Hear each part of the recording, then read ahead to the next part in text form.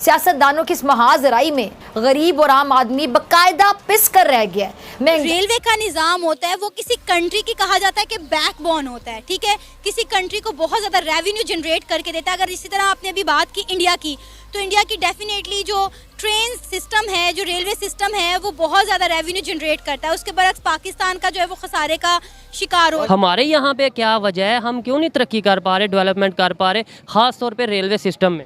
बस मुल्की हालात जो आपके सामने है, सियासत। एशिया का जो सबसे बड़ा रेलवे लाइन सिस्टम है वो इस वक्त इंडिया के पास है, तो आपको क्या इस पे कहना चाहेंगे आप? जय हिंद दोस्तों, भारत बहुत ही तेजी से विकास कर रहा है और इसीलिए भारत में इंफ्रास्ट्रक्चर भी बहुत ही तेजी से डेवलप किया जा रहा है।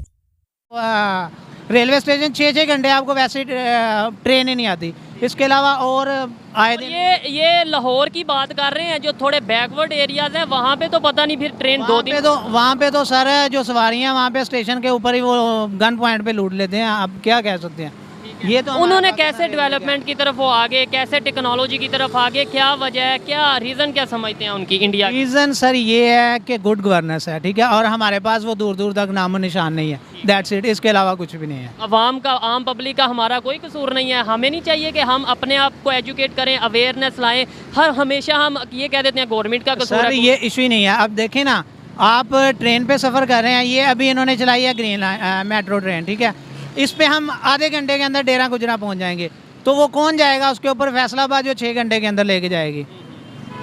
मेजर रीज़न ये है कि आप पाकिस्तान रेलवे पे कैसे सफ़र करेंगे जबकि वही आपको ट्रांसपोर्ट 1.5 घंटे के अंदर ले जाएगी और आप पैसे नहीं। अब आपको नहीं लगता ये एक प्रॉपर एक ऐसा ना बनाया गया है कि जो प्राइवेट कंपनीज हैं उनको अच्छी सर्विस वो प्रोवाइड करती हैं, चार्ज भी ज़्यादा करती हैं, और जानबूझ के रेलवे सिस्टम को फ्लॉप किया गया है ताकि यहाँ पे लोग आएँ वहाँ पे ना जाएं?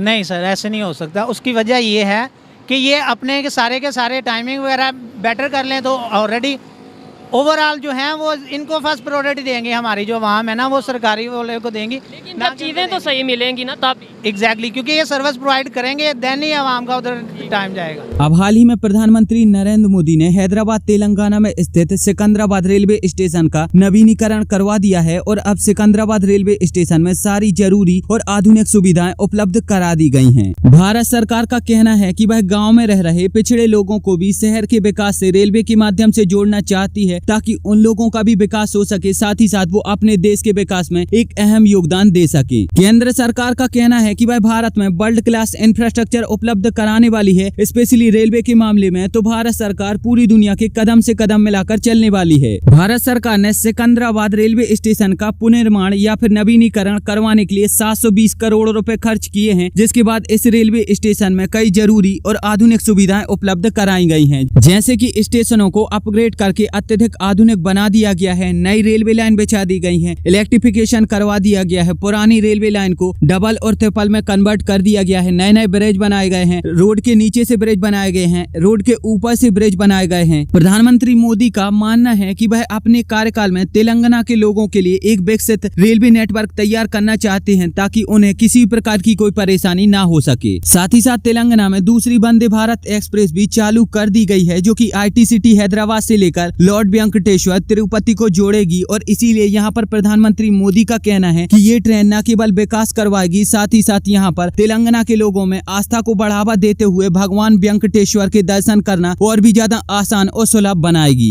इसी के साथ साथ केंद्र सरकार 34,000 करोड़ रुपए तेलंगाना में रोड इंफ्रास्ट्रक्चर को डेवलप करने के लिए निवेश करने जा रही है, जिसमें से तकरीबन 7,865 करोड़ रुपए की 5 रोड प्रोजेक्ट, जिसमें 56 किलोमीटर की 4 लाइन बनाई जाएगी। बचा हुआ बाकी और पैसा भारत सरकार तेलंगाना में कई और रोड नेटवर्क को डेवलप करने में खर्च करेगी, जिसमें भारत सरकार कई 4 लाइन और 6 लाइन को डेवलप करेगी ताकि जो रोड नेटवर्क है वो अच्छे से अच्छा हो सके। अगर आप ये जानना चाहते हो कि कैसे मैं और मेरे जैसे कई और यूट्यूबर किस तरीके से पैसा कमाते हैं और कैसे आप बिना किसी यूट्यूब चैनल के घर बैठे हजारों रुपए महीने तक कमा पाओगे, तो इसे जानने के लिए आप मेरे दूसरे YouTube channel the earn fine को सब्सक्राइब कर सकते हो और वहां पर जाकर वीडियोस देख सकते हो। यहाँ पर मैं आपको वो सारी चीजें बताता हूँ जिसका उपयोग करके आप हर दिन 1,000 रुपए से लेकर 2,000 रुपए तक कमा सकते हो। और मैं यहाँ से तब से पैसा कमा रहा हूँ जबकि मेरे पास कोई यूट्यूब चैनल नहीं था और मेरा कोई भी अर्निंग का स्रोत नहीं था। रेलवे निज़ाम सबसे बेटर है, पाकिस्तान का या फिर इंडिया का? इंडिया का। किस तरह से आपको लगता है? मुझे लगता है कि वो ज़्यादा स्ट्रगल कर रहे हैं अपने मुल्क को बेहतर बनाने के लिए, वो हमारा मुल्क नहीं कर रहा। हमारे रेलवे स्टेशन के बारे में थोड़ा पता है आपको? हाँ जी, मैं पिंडी गई थी और टाइम पे नहीं गाड़ी आई थी और हम वेट कर कर के 2-3 घंटे हमारा वेस्ट ऑफ टाइम, हमने मुश्किल से वो वक्त गुजारा था। फिर आई ये गाड़ी और वो इतनी ओवरलोडेड थी कि वो जगह नहीं हमें मिली। फिर हालांकि सब कुछ बुक था ऑलरेडी, फिर भी हमें जगह नहीं मिली। मगर अब सुनते हैं कि बेहतर हो जाएगा, चलें लेट्स सी। इंडिया का मैं आपको बताऊं कि वंदे भारत ट्रेन चल रही है जिसकी स्पीड तकरीबन 180 किलोमीटर की स्पीड है। दूसरे नंबर बुलेट ट्रेन चल रही है। इंडिया का जो अभी ट्रेन का निज़ाम है वो दुनिया का नंबर 1 हो गया, नंबर 1 पर आ गया। वो इस किस्म का स्ट्रगल कर रहा है। नरेंद्र मोदी जब से इंडिया का जो प्राइम मिनिस्टर है वो जब से आया कि निज़ाम ही चेंज कर दिया पूरे इंडिया का। क्या समझती हैं कि पाकिस्तान को इस तरह का कब लीडर मिलेगा जो कि पाकिस्तान के भी पूरे नक्शे को चेंज कर देगा? दुआ ही कर सकते हैं। आपको क्या लगता है कौन होगा? पता नहीं कौन होगा, ये तो कुछ भी नहीं कह सकते। इमरान खान को कहा था, उसका भी बुरा हाल निकला है। और बाकी भी आपके सामने नवाज शरीफ है, वो भागा रहता है। शहबाज शरीफ है, वो भी नहीं कुछ करता। पता नहीं कौन कब कहाँ मिलेगा, हमें तो कुछ नहीं पता। इंडिया हमसे ज़्यादा क्यों डेवलप हो गया?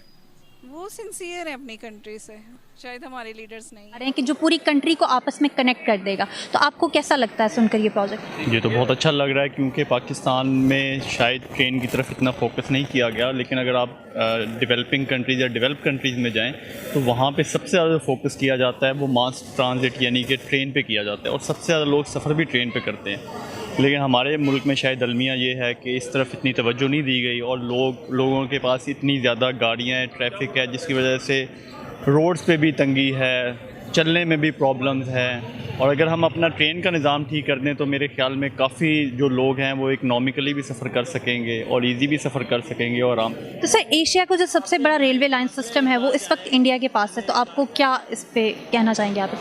नहीं, आई एम इम्प्रेस्ड कि उन्होंने इतना डेवलप किया। ऑब्वियसली दोनों मुल्कों में ये जो सिस्टम लगा के गए वो ब्रिटिश ही लगा के गए, उसके बाद शायद इतना काम पाकिस्तान में नहीं हुआ, लेकिन इंडिया बहुत।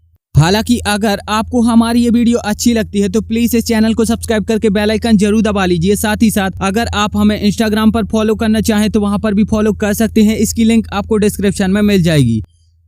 भारत सरकार इस प्रोजेक्ट के थ्रू तेलंगाना को गुजरात से, गुजरात को महाराष्ट्र से, महाराष्ट्र को कर्नाटका से, कर्नाटका को आंध्र प्रदेश से, आंध्र प्रदेश को तमिलनाडु से जोड़ना चाहती है, ताकि इन स्टेटों से बाकी स्टेट भी बहुत अच्छे से जुड़ जाएं और बाकी स्टेटों में भी इकोनॉमिकली डेवलपमेंट होता रहे और देसी विदेशी कंपनियां आकर वहां पर भी पैसा इन्वेस्ट कर सकें और बाकी के स्टेट भी डेवलपमेंट कर सकें। हालांकि भारत सरकार के इन बड़े बड़े मेगा प्रोजेक्ट पर आपका क्या कहना है, आप मुझे नीचे कमेंट में जरूर बताइए। साथ ही साथ आप मुझे ये भी बताइए कि आप कौन से स्टेट के कौन से शहर से ये वीडियो देख रहे हो।